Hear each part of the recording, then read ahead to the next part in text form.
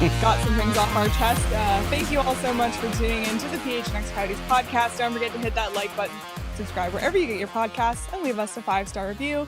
I'm Leah here with Craig and Petey. I'm back. Petey's back. Oh, Jesus. And I didn't get to be a part of the, you guys got all your stuff out. Yeah, is there anything you want to get off your your chest? chest? No, I got mine out listening to you guys get your stuff out. Okay. It was helpful. Okay. So well, I'm better. We're going to turn over a new leaf, turn the page for now, and look ahead, because the reality is the Coyotes are picking 6th and 12th in this year's draft and have yet to pick 1 and 2, and it's not happening this year. Nope. But does it matter? A little bit, yes. But just how much does it matter? We're going to find out, because there is a team that's won a Stanley Cup in the last decade with no first or second We found overall one. picks. We found one, and it was pretty recent, just 4 years ago. Welcome to Blues Clues. Yeah, I want to hear everybody's Blues impersonation. Well, it's not an impersonation. It's a, I don't know what it is for a dog, but go ahead. You first, please. I can't do it. I That's pretty good. Done. It's over. Isn't it an indogination? It's not an impersonation. Oh my God. That's what you meant, right? It's an indogination. Indogination. Canonization? I don't know. I don't know. No All right, I'm idea. gonna keep us on the rails here. The St. Louis Blues won the Stanley Cup in 2019, and they had no first or second overall picks on their roster. We're gonna break down how that team was built, and the good news for Coyotes fans is that Coyotes general manager Bill Armstrong was part of that 2019 Stanley Cup winning team. Just for some background, Bill Armstrong, we know he's been involved in St. Louis, but I didn't quite know how long he was there until I looked it up yesterday. So he was an amateur scout from 2004 to 2010, the director of amateur scouting from 2010 to 2020, so for 10 years, and his last 2 years there from 2018 to 2020, so over the time they won the Cup, he was the director of amateur scouting and the assistant general manager. So this is a hopeful thing for Coyotes fans, because Bill Armstrong has been in an organization that has won a cup the, I guess you can say, non-conventional way. You look at all the cup winners of the last 10 years, Chicago, Pittsburgh, LA, they all have something in common. It's a first and second overall pick in the draft, and then you get the St. Louis Blues. Do you think that was part of the job interview? Hey, you've never picked high in the draft, right? We don't ever expect to pick high no matter where we finish in the standings. So that might have been the only question, actually. Yeah. You're hired. You're hired. Yeah. But it's really fascinating to look at how this St. Louis Blues team was built and how they did it. So we're gonna get into it, and we're gonna start with the St. Louis Blues draft picks, because they did pick first overall when, like 2006, I think it was Eric Johnson. They Bill's second year with the team. Yeah, I think it was 2006. So they've had a high pick, but Eric Johnson was not on the 2019. No, he moved on team. And that was very early in Bill's tenure. Yeah, 2006, first overall. His way. I don't think anyone looks back at Eric Johnson and thinks no. That was a needle mover. No, yeah. that's not and he Connor did Bedard, get a Connor Stanley Cup McDavid last year, yeah, but he did, but even with that team, he wasn't. Eric Johnson was just a mover, but okay. Let's move on. But let's get into how the St. Louis Blues drafted post 2006 with no top 2 picks. And there's a lot to this, so we'll get into it. And we looked back at all their draft picks, and obviously you can go and look at every single one. We chose the guys who became influential on that 2019 and Cup there were team. more, Yeah. in fairness, there were more influential there were. guys. So this is not, if my hands got tired. If someone's missing from this list, they're still on the list. It was sheer laziness on my part. So running down for those who are listening on audio and cannot see this wonderful graphic courtesy of Sean. In 2007, with the 26th pick in the first round, the Blues drafted David Perron. More on him later. That's an interesting one that Petey will get into a little bit. In 2008, the following year, Alex Pietrangelo, round 1, pick 4. Heard of him? Big part of that winning team and now a part of the Vegas Golden Knights. In 2010, Jaden Schwartz, round 1, pick 14. See what everything's in common here. Nothing below pick 4. In 2010, Vladimir Tarasenko, round 1, pick 16. In 2011, Joel Edmondson, round 2, pick 46. And Jordan Binnington In 2011, round 3, pick 88. In 2012, round 3, pick 86, Colton Parayko. In 2014, Ivan Barbashev, round 2, pick 33. And in 2017, round 1, pick 20, Robert Thomas. So no picks in the top 3. The highest pick, Alex Pietrangelo, at pick 4. How many in the top 10? Right? Just Pietrangelo. It's crazy, isn't it? Yeah. It's insane. So, I mean, what that does, though, just it kind of brings home the point of what we've been saying over the last 2 days. There's still hope. They have some players that they drafted. They just didn't get the highest draft. They drafted well and they developed well. So there's still hope for the Coyotes to find their way deep into the playoffs. Yeah. If not, a parade down Mill Avenue. It's hard, right? It's hard. Again, we're citing literally the only example we could find in the past decade. We did go back, and we'll talk about that, I know, a little later, and find some other teams earlier, but you see how hard it is. So you really have to count on your scouting staff and your development staffs getting it right, and that is something that I've been talking about for the last couple seasons now with the Coyotes. Petey, you were around for all those years where they either didn't have the resources to have a complete scouting staff, or maybe their scouting staff wasn't doing things right. This, to me, is the most complete scouting staff the Coyotes have ever had. They invested in it from day one. That was Bill Armstrong's first order of business when he came in. If we're going to rebuild, if we're going to build this thing, we got to have the right scouting staff. So that's where we have to put our money first. And you see the returns in terms of the people that they brought in, and you're starting to see some of the returns with the prospects now. Yeah, and I think that was the big key to what's happening now, too, because you've looked at the philosophy behind drafting and scouting staffs has changed so dramatically from in this staff. And you could go back to when John Chaika was here, and they pretty much took the Buffalo Sabre model of scouting, and they decimated the staff and did a lot of video scouting internally in the office out in Glendale. They didn't have boots on the ground. They didn't have boots on the ground worldwide. And it was just a different philosophy. That changed. And now the focus clearly is central on the scouting part. And I think that's why they have the right GM at the right time when you're doing a rebuild to build it through the draft. And that's clearly what they're doing with these scouting positions. And I think that this gives, again, you go back and look, not just Bill's done it. He has done it. Maybe he didn't scout all these guys. Maybe he didn't see them with his own eyes, but he had the people around him that he trusted that saw those players play. And that's what he's done here too. He's built that same staff that he trusts. He trusts their opinion. He's built that core group of scouts. And I think that gives us all hope. I want to stay with those philosophies for a minute. And you're right. There's a great belief in boots on the ground here and a lot of viewings, live viewings. I don't want to say that the Coyotes aren't doing video scouting, because they are. They're still doing a ton of that. They're using that to supplement, but this staff definitely believes that live viewings are the way to go. And there's a reason for this. When you're on the ground, when you're watching games, you're not beholden to the camera. Where's the camera go when it's watching hockey? It follows the puck. So you don't see how these players play away from the puck. You don't see how they react away from the puck. You don't see how they interact with their teammates and their coaches on the bench, because the camera's always following the puck. So it gives you a much more complete picture of what you're dealing with. And then you get face-to-face contact with these guys as well. You get to talk to them. You get to talk to the coaches. So that's the philosophy here. In defense of the previous regime that did rely a lot on video scouting, they didn't have the resources. They had to cut corners because they didn't have the money invested in scouting. And that had been a truth of this franchise for a very long time. Again, I've talked about this on the show before. When Don Maloney was the GM here and the NHL owned the team, I mean, it was a bare bones operation where they had one part-time scout in Europe, like a 26-year-old in the Czech Republic. Yeah, Europe's yours.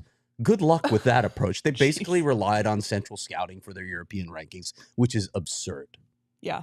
What I like looking at the list of the Blues draft picks, obviously there's a few, I would call, I don't know if elite's the right word, but high profile, skilled stars, Pietrangelo, Tarasenko. But what's cool about this list is the amount of depth, and every single one of the guys on this list played a huge role in winning the Stanley Cup in 2019 for the St. Louis Blues.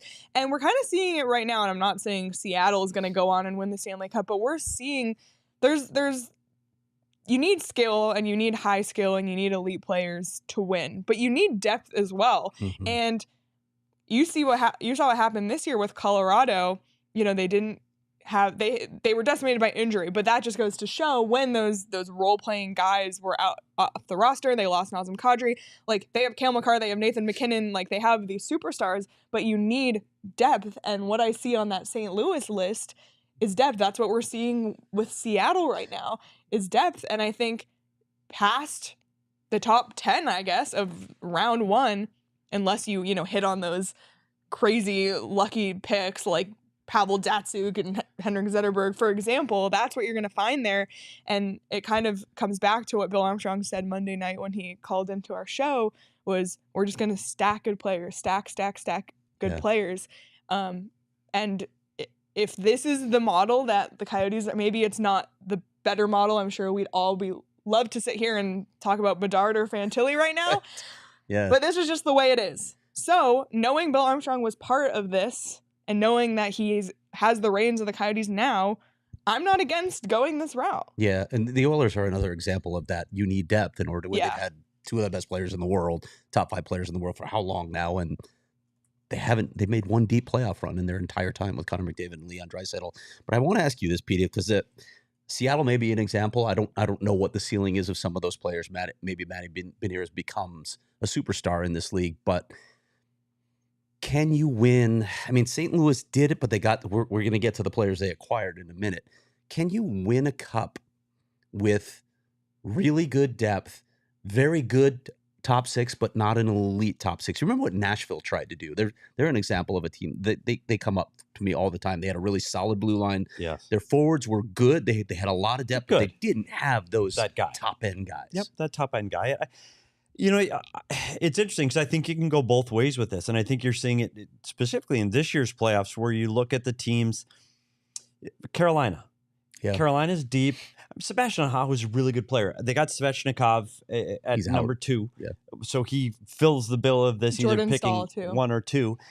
But they're still able to do it with fill-in pieces. I don't feel like that they have that McDavid. They don't have Matthews. They don't have that. Yeah. Their back end is very good. Their back end is exceptional. Is it elite? I don't know. Yeah. I think you have to have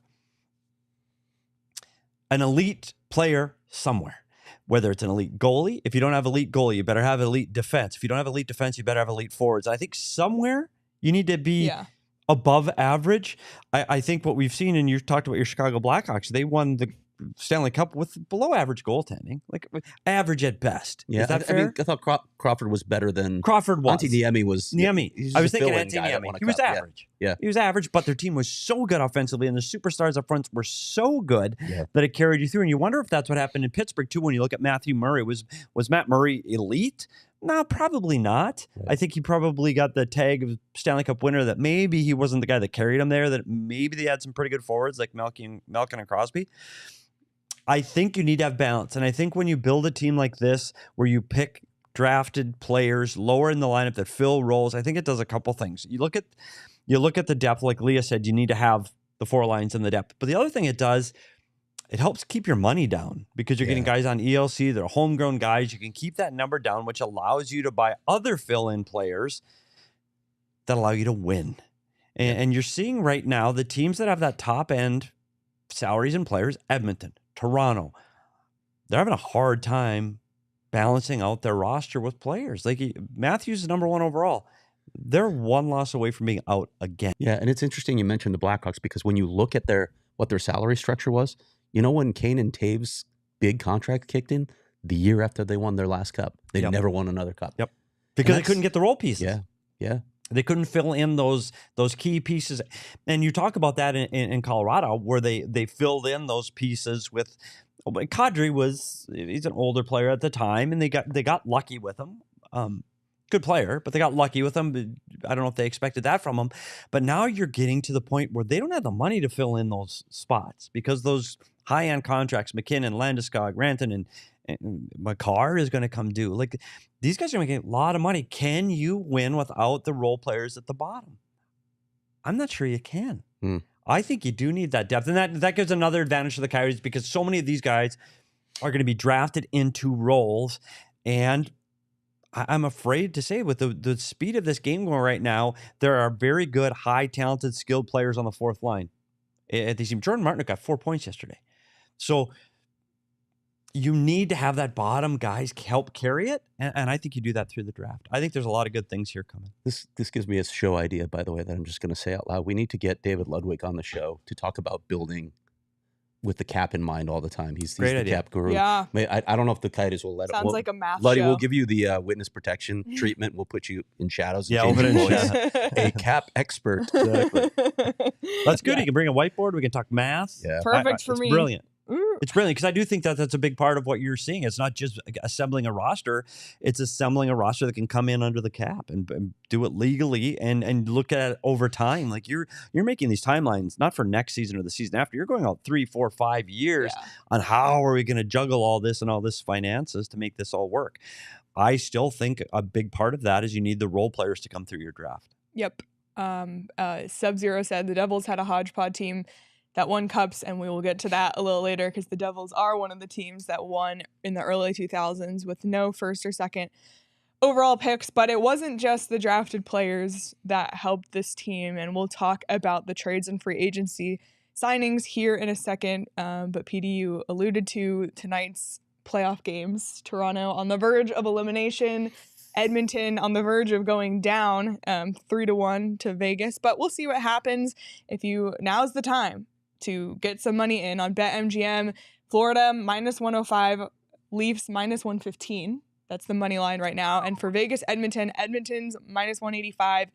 Golden Knights are +150. In Edmonton, they're +150. Edmonton. So interesting. Sprinkle that a little bit. Interesting stuff on BetMGM. The over/under in the Leafs game 6.5. Over/under in Edmonton is 7.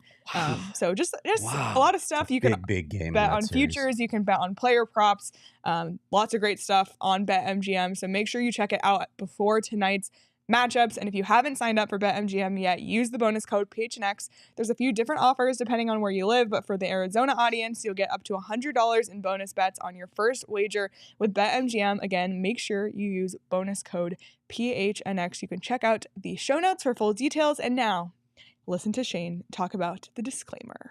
Disclaimer, 21 plus to wager. Visit BetMGM.com for terms and conditions. U.S. promotional offers not available in Washington, D.C., Mississippi, Nevada, New York, and Ontario. Gambling problem? Call 1-800-GAMBLER. Colorado, D.C., Illinois, Indiana, Louisiana, Maryland, Mississippi, New Jersey, Ohio, Pennsylvania, Tennessee, Virginia, West Virginia, Wyoming. Call 877-8-HOPE-NY or text HOPE-NY 467-369, New York. Call 1-800-NEXT-STEP, Arizona. 1-800-522-4700, Kansas, Nevada. 1-800-327-5050, Massachusetts. 1-800-BETS-OFF, Iowa. 1-800-270-7117 for confidential help, Michigan. Thank you, Shane. As always, if you're watching on YouTube, you see all of the stuff on our set, all the decorations, and a lot of it comes from our friends at FOCO.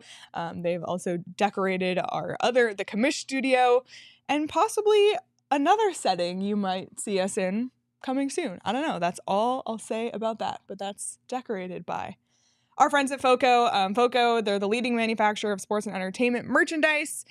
They have your back for Arizona sports, so check them out. You can get the best gear around by visiting foco.com and using code PHNX, and for all non-presale items, use the promo code PHNX for 10% off.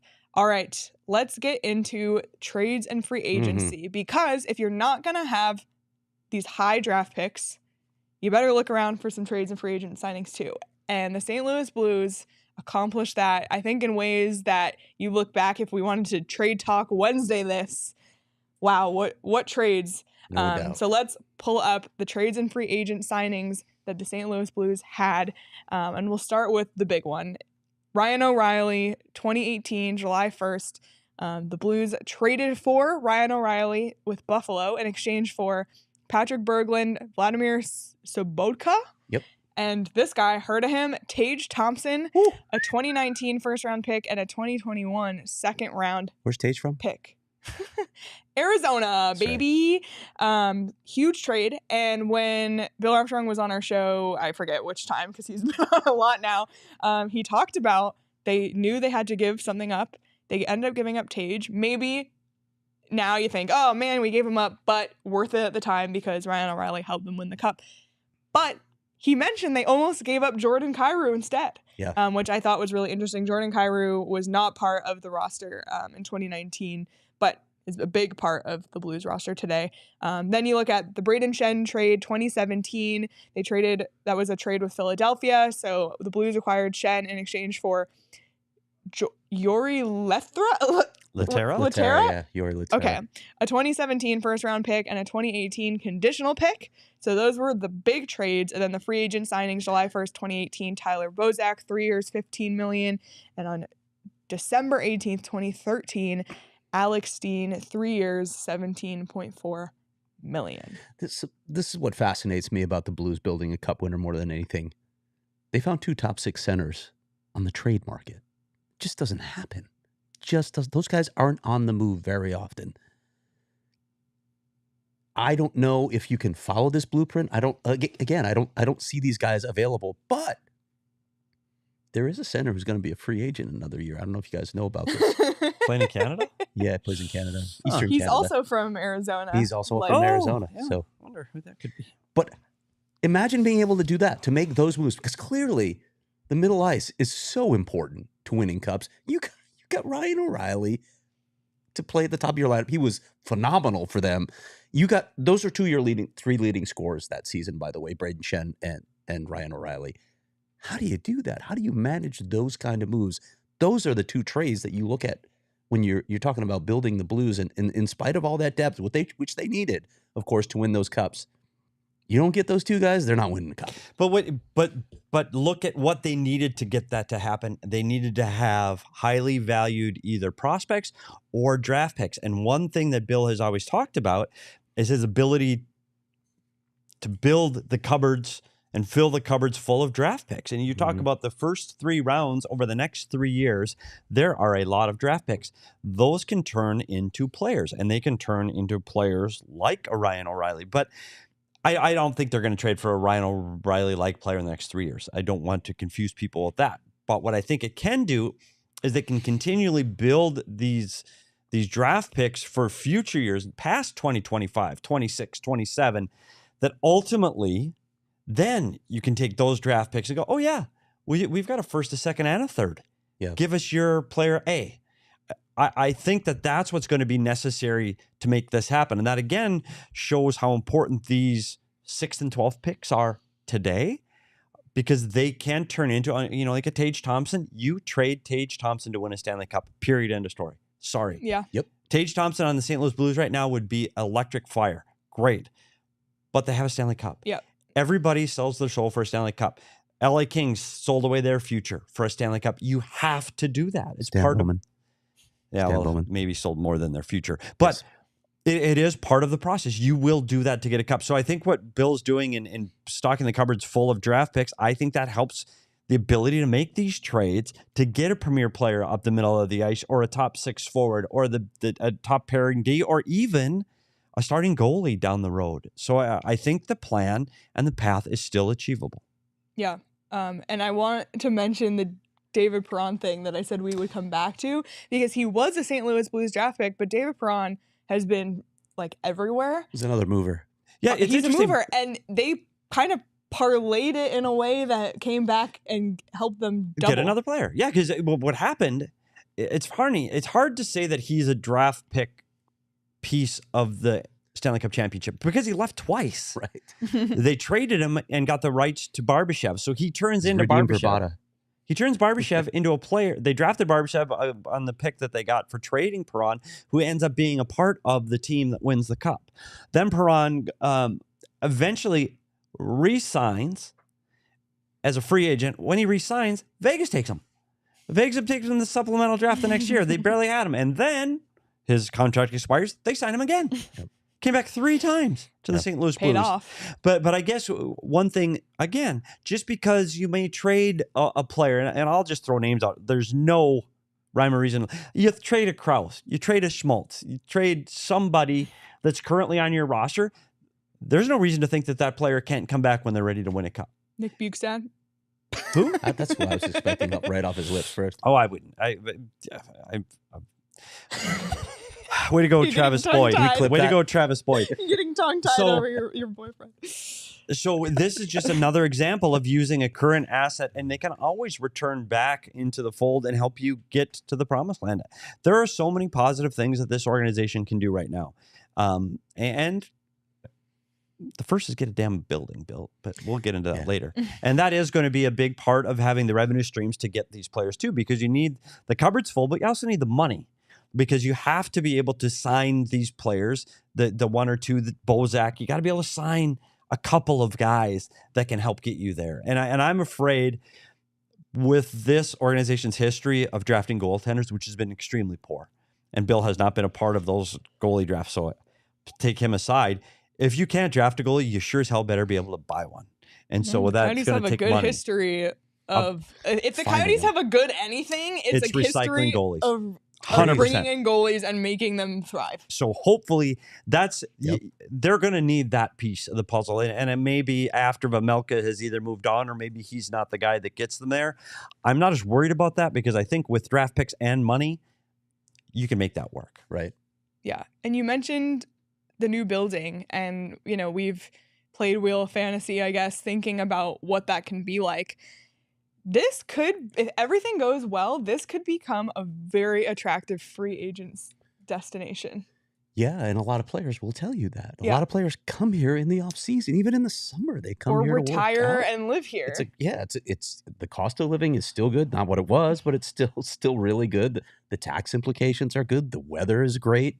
Yeah, if they get this facility built, it could be an unbelievable destination. And I think people have said that all along. We've just been waiting for it to actually happen. I think there's a few things when you look at free agency, and it's a part of building a winning team, is having the ability to have free agency in the facilities, practice facilities, all of those things. That's important. When there were players that went to Edmonton because they drafted McDavid, and I thought that if you can get somebody to go to Edmonton who has wonderful facilities and you're trying to win and you have a great prospect there, it doesn't have the third piece that this community has, and that's the weather.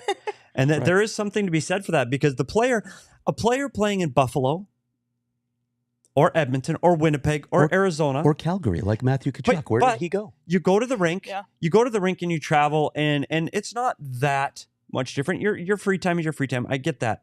It's most different for your family, for your kids, your wife, your girlfriend. You show that you're trying to win. I think that's going to make it much, much easier. Yeah, absolutely.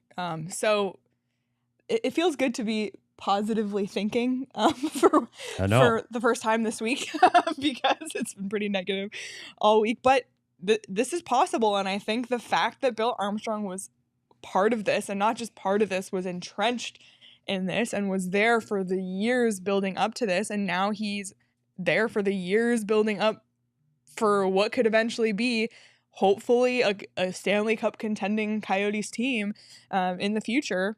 That gives me hope, positivity. Yeah. So we will see. But we talked about the weather here.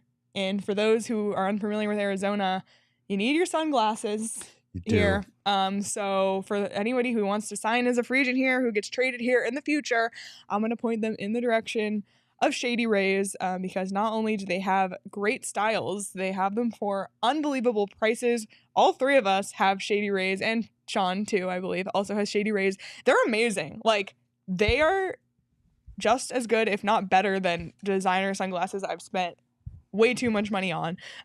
Like, just get Shady Rays instead. I'm telling you, they're amazing. And they have a guarantee, so if you don't love them, you can return them or exchange them free within the first 30 days, so there's no risk when you shop.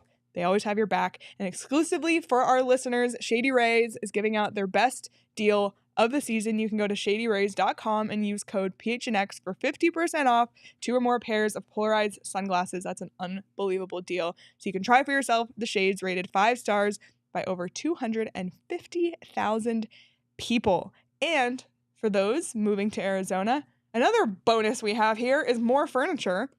The best place to grab furniture for your new home, your new apartment, for your families, for you, if you're single, whatever. They have something for everyone. Sean and I both furnished our new places with more furniture, and they were there for me, especially with the white glove delivery. Just makes everything so stress-free and easy. So if you want to save big on the best furniture in the Valley, you can do so when you head to morefurniture.com. That's MOR furniture.com. All right. Well, we alluded to other teams in this century. Gotta go back. Exactly. Who have done this, because 2019 was the most recent time. And then there's quite a drop off from the time before. But Craig and I were pretty surprised to see just how many teams in the early 2000s won Stanley Cups with no top 2 picks. So maybe it's cyclical. So you got Detroit in 2008. And we did the math, 11 years. That was 11 years before St. Louis. So 2030, Arizona Coyotes Stanley Cup champions. It was Petey's timeline, wasn't it? Yep, that's what I said. Perfect. I did. Babe, go back. Yeah. Clip Just it. saying. Yeah, somehow the Detroit Red Wings, this doesn't happen anymore with scouting the way it is in Europe. But they found Henrik Zetterberg and Pavel Datsyuk in, ridiculously late picks. Yeah, there's no secrets anymore. No. Anaheim, 2007, and you might be thinking, didn't they have the 2nd overall pick in the Sidney Crosby draft? Yes, but Bobby Ryan was not on the roster in 2007 when they won the Stanley Cup. The Red Wings, again, in 2002, the Colorado Avalanche in 2001, and the Devils in 2000 and 2003. So a really good number of teams. That's 7 out of 20, the last 23. And that's 30%. And bad. none recent. 30%. Yeah, but 30%. It's not. Never say never. It's not impossible. No. And there are 2 teams remaining of the 8 right now in the playoffs that haven't had a 1 or a 2 pick. And Dallas Stars, Heiskanen was 3rd overall, and the Vegas Golden Knights have never had a 1 or a 2. Well, but they do have Tyler Seguin and Jack Eichel playing for them, so they weren't their own picks. They weren't their own. But you talk about success in trades. Finding, and those are top 6 centers. Yeah, and they had to trade away their top picks. Peyton Krebs, they had to trade away their future in Vegas to get Jack Eichel. So you still need to have those pieces, and I like both of those teams. There's no reason those teams can't win. Carolina is, I think, another team that's right there. But I think the teams, Toronto, let's say it like you said, Toronto has Matthews, Edmonton has McDavid. I don't know if they're going to win the Cup this year. So on that it's note, not everything. I have put the finishing touches on a new version of No Canada if it becomes relevant. Boy. No Canada, it's coming. It's coming. It may be coming. It might come. I'm pretty sure it's coming. By the way, the Maple Leafs. I will say this: less than a week ago, there was a member of our esteemed staff that said, "Give me an all-Canadian Stanley Cup final." It's not looking great. Not looking great. Yeah. We might be looking at another sweep of my picks, which is also Craig's picks in this round. The Dallas-Seattle series is the most interesting one. But it's not looking. Our picks are not looking great, Craig. But I put minutes into researching them, so yep.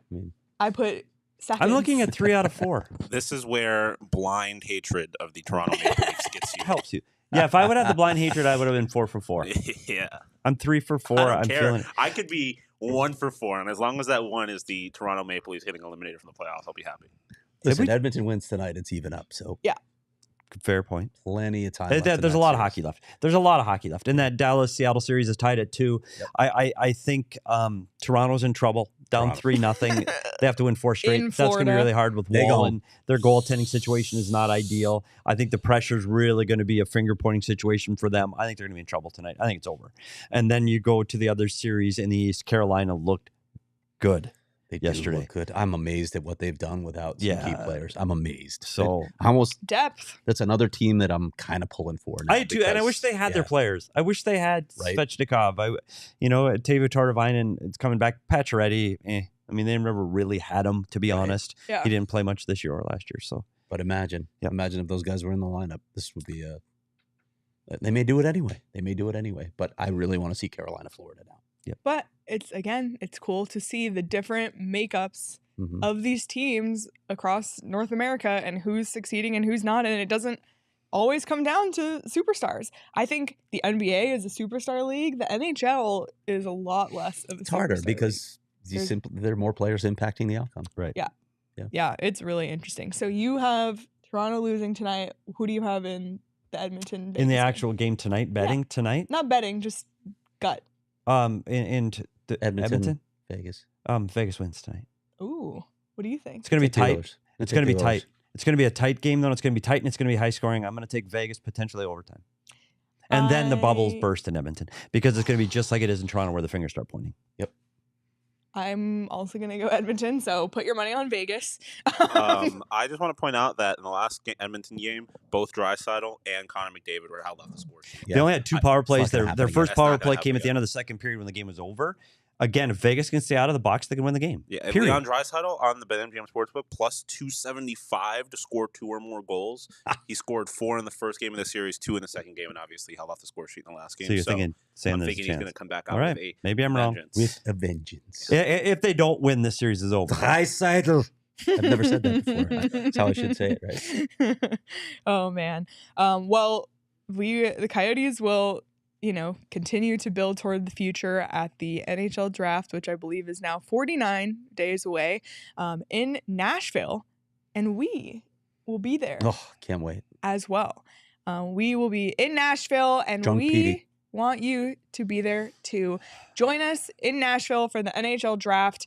We have a great few days planned, a pontoon boat, a winery, meetups, getting drunk on Broadway, or not getting. You don't have to drink, by the way. I feel like it's a very drinking-centric few days, but you do not have to drink. You do not have to. But seeing Petey drink. If you want a shot game, If you want to watch me drink, can of wine, go ahead and do it. Because we'll be doing it. Yeah, it's going to be a ton of fun. So Can we of wine. want you to join us in Nashville.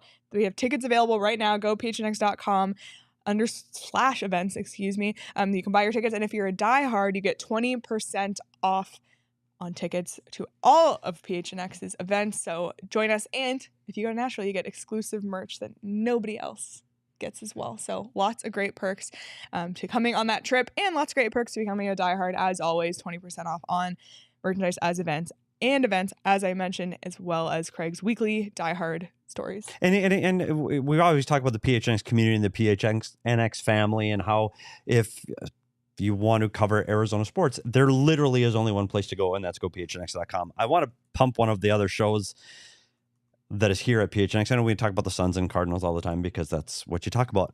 Go watch the ASU Sun Devil show. I say it every time. I said it's the most fun show here. And I know you can't see it because he's off camera. You guys listening to this pandering right now? But watch him off camera. Anthony Totri might be the coolest human being. He's wearing sunglasses inside right now. Sunglasses and inside. Not The even lights sunny aren't on. today. But the lights aren't on. Is there a bet I don't know about? It's cloudy today. It's not. It's cloudy and the lights are off, and he can pull it off. Buddy is cool. That is smooth as silk right there. Totri. By the way, and he's just as smooth on the microphone. He's really good behind the mic. Their show's a lot of fun. And watch our show first, and then go put on the Sunday. Even if you don't like the Sun Devil sports, it doesn't even matter. If you don't follow the players or the teams, because you'll get into the wagon that is softball and swimming and triathlon, not basketball and football. Sun Devil hockey. And hockey. Okay, Yeah. thanks. That was pandering. Go ahead. No, I will say, I feel like at this point, the majority of our viewers are not even Sun Devils fans. They're mostly Oregon State fans. The It's Oregon crazy. State fandom in their But if you chat just is want to get on and have hilarious. fun, It's a great Pac-12. Yes. Plus the summer, It's a Pac-12 we podcast. just be vibing. it's on a our shows vibe. now. Have fun, hang We out. got a snake draft today. I have no clue. the I think we're snake drafts drafting are smells hilarious. today. Totri's I vibe right now Drafting looks like smells? Yeah. Like fresh cut grass, gas. Yeah. Shout out to OK. Don't sniff the gas though. Totri's vibe right now looks like rough night, doesn't it? That's what I'm No, looking it's at. just he's cool. Very my quiet. Jelly. goodness. Very All quiet right. over there. Okay, moving on. You can also join our Discord where you become a diehard. Do you want to chat with Oregon State fans? Oh my gosh. All right. And we want you to check out Four Peaks, because not only do they have amazing beer, which the weather is so nice today. Go on a patio and enjoy Four Peaks. But you can check out the Four Peaks 8th Street Pub. They have a really cool thing going on right now for Teacher Appreciation Week. You can thank a teacher and nominate them to win grants, Four Peaks swag, and a grand prize of a custom makeover of their teacher's lounge at school. Go to fourpeaksforteachers.org to nominate a teacher or donate. Check out Four Peaks Brew or Four Peaks Pub on Instagram to keep up with the latest at Arizona's hometown brewery. You must be 21 or older to drink Four Peaks. Please drink responsibly. Tim in the chat, 6th overall pick, Martin Natchez is helping out quite a bit. 6th overall pick. That's what the Coyotes have this year. So you can find some gems at Like it. 6th overall. All right. Well, we have a lot of stuff planned for the rest of the week and next week. Obviously, anything big happening next week. But tomorrow we are going to talk to the U.S. I don't know. TDP. DP. Okay, I'll get it one day. Coach Dan Muse will join our show tomorrow because the Coyotes picking at 6. There's a lot up in the air, and there's a lot of those U.S. guys available in that range, the 6 to 12 range, to be honest. So we're going to be able to ask him about some of those guys. We can talk to him about Logan Cooley as well and kind of get some perspective on USA hockey. So. No doubt. Really looking forward to that show. Yeah. Speaking of building for the future, what they've done for USA hockey overall is remarkable over the past 2 decades. So that'll be an interesting conversation with Dan. Yeah, very cool. And then next week, it's the vote. You guys, it's just days away now. On Tuesday, the mail-in deadline has passed, but you can still drop off your ballots. We've been saying it on every show, no later than May 16th. You can place it in a Maricopa County drop box, and you can find one at locations.maricopa.vote. So before 7 p.m. on Election Day, May 16th, make sure you drop off your ballots. If you're a Tempe resident and you are registered to vote, make sure you do so. Hoping to have a final check-in on that in story form tomorrow, by the way. So look for that at gophnx.com. Absolutely. And people have been asking what our coverage will be like. I promise we will cover it. We will have a show. We will have stories. We will have videos, all of it. So it's a secret. Yeah, just stay locked in, become a subscriber to the PHNX Sports YouTube channel, and hit the notification bell so you never miss when we go live or when we post a video. And also Discord here's a lot of stuff before everybody else, so another reason to become a diehard. But it's a big day next week. Ginormous. Yeah, bigger than Monday. I'm like trying to not pivotal right now. moment for the franchise. I'm like fighting for my Fighting life. on the sneeze. It's good because you don't have mutes on these microphones, so we're just going to keep the show going longer. So hopefully that you do. Look at the light. Okay. Yeah, look at the light. Look into the light, Leah. That is good. That is good audio stuff right there. Can we borrow your Shady Rays? Oh, man. All right. You did a great job. I don't know how you did that. I fought through it. Thank you all so much for tuning in today. Hit the like button on this video if you're watching on YouTube. If you're listening on audio, please like and subscribe and leave us a review. You can follow us on Twitter at SPetersHockey, at Leah Merrill, at Craigus Morgan, at Sean_DePaz. Follow the show at PHNX_. Coyotes will be back tomorrow live at 11 a.m. to talk to Dan Muse. But until then, everybody, enjoy the rest of your Wednesday. Enjoy this beautiful weather day we have here in Arizona if you're local. We will see everybody tomorrow. Bye.